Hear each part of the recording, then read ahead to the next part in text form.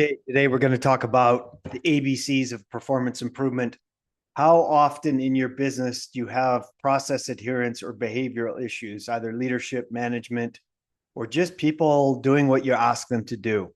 That's what we're going to be talking about in today's podcast. How to, all the tools at our disposal, the ABCs of performance improvement. Think about it if you're in a large greenhouse, how you get proper inventory reconciliation, or how you get the right behaviors to follow your scheduling process. Or if you're in a retail operation and you want morning huddles, engaging morning huddles, following a checklist with your staff, or you want people following the closeout end of day procedure properly and getting high standards of following the checklist there. Or perhaps you're in a manufacturing site and you just want people to do the paperwork right, your CMMS system to fill it out properly, so you have the right documentation, either the right work orders filled out properly or closed out properly and on time and recorded with the right information. Or you're doing a major project and you want the proper closeout documentation so that the next time you do that major project, there's all the capture, lessons learned, cost, etc. All these little behavioral process issues happen in companies every day. It's very frustrating for leaders. So most commonly, we think about either train them again or a heavy consequence, a verbal warning, or begging and pleading, or perhaps something written. I want to go through a much larger toolkit to drive process adherence, behavioral adherence to these little things that add up to be big things. So I want to introduce you to the ABCs of managing performance. The A stands for activator or cue or prompt. The B is the behavior we want, and the C is the consequence, right? Just like, let's take a couple of real life examples before we jump into business in this process adherence or behavior adherence issues, opportunities that we have as leaders. So smoking, for example. Why do people still smoke? There's lots of activators. There's lots of cues, prompts, signs, cigarette packs, commercials. It's negative effects for your health, could cause lung cancer, et cetera, et cetera. Yet we still do it. Why? Is the expectation not clear? Is the prompt, is the activator not clear? No, I think it's pretty clear, but the consequence isn't certain, right? There's both negative and positive consequences. The negative consequences, you may get lung cancer. The positive consequence is much more immediate, and that is I get the relaxing feeling, or I'd actually never smoked, so but they're smokers do it, right? They get that relaxing feeling, calmness inside from smoking, and it's positive, it's immediate, and it's certain. So first lesson in behavior modification, process modification is positive, immediate, and certain consequences have a lot of power. So do negative, immediate, and certain, but not lasting power. So picks, think about picks. You want to drive more picks into your leadership style, positive, immediate, certain consequences. Yes, make sure the expectation's clear. Make sure the activator is clear. But where you're really going to make the difference and get process adherence and behavior is nicks and picks. So let's look at another example. Speeding. Why do we speed? Is the expectation clear that we shouldn't speed? Yeah, great signage, great advertisements, great posters, whatever. There's lots of cues, prompts, expectations that we shouldn't speed, right? Yet we do. Why? Then is there a negative consequence to speeding? Yes, but it's uncertain. Yes, it's pretty powerful. A lot of us adhere to that, or maybe 5 miles over. We adhere to that because of the potential of a heavy fine, right? And that adding up to potentially our license taken away. But what are the positives? I get there faster. I get a high of traveling 100 miles an hour on the freeway, whatever that buzz is, but I get there faster. And for us efficiency freaks, that is huge, right? So powerful consequences drive behavior. Nicks or picks. Picks being the best one.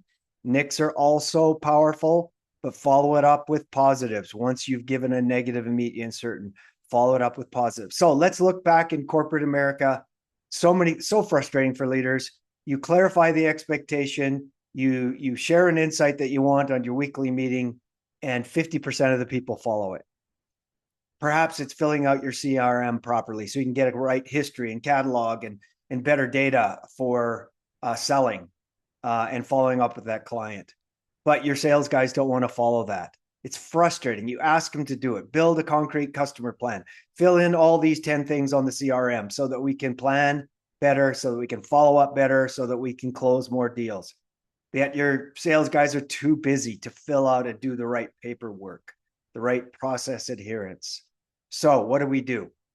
So what are the activators that we can do to make sure that you use vehicles such as meetings, one-on-ones, email, and newsletters? Those are your vehicles to do your activators or your consequences, right? So make sure that you're clear, have a very clear expectation. A lot of bosses aren't clear. Maybe you could think about, or perhaps, make sure and fill out the CRM. Well, which parts of the CRM? Make sure and explain why this is important. For adults in particular, we need to know the why this is so important to me as your leader. Why is this important to the company? Why is this important to long-term sales? Why is this important to our overall success? So make sure and train clearly, clear expectations, explain why. Also have standard operating procedures. Perhaps they don't know what a 10 out of 10 looks like. Make sure and have a checklist, SOP. If pilots, experienced pilots, if surgeons all need a checklist, certainly we in business can adopt more SOPs, standard operating procedures, and clear checklists that clearly explain what great looks like, right? But even if we do all that, we may not get the behavior or process adherence we want. That's where we need to look for nicks or picks, right? Try to make your positive immediate certain consequences or your negative immediate certain consequences. So I got 7 options we can do. One, we can, well, first of all, make sure and post scores. Peer recognition and negative competition creates a lot of motivation if you've hired the right people. Post the score. Start with that. You'll find you'll get better behavior adherence and then if you make them speak to their scores and their plan to improve, that's when you'll maximize your behavioral adherence. And we do that in our KPI report ups on process or leading indicators, right? But you can also give positive recognition and shout outs in your meeting, right?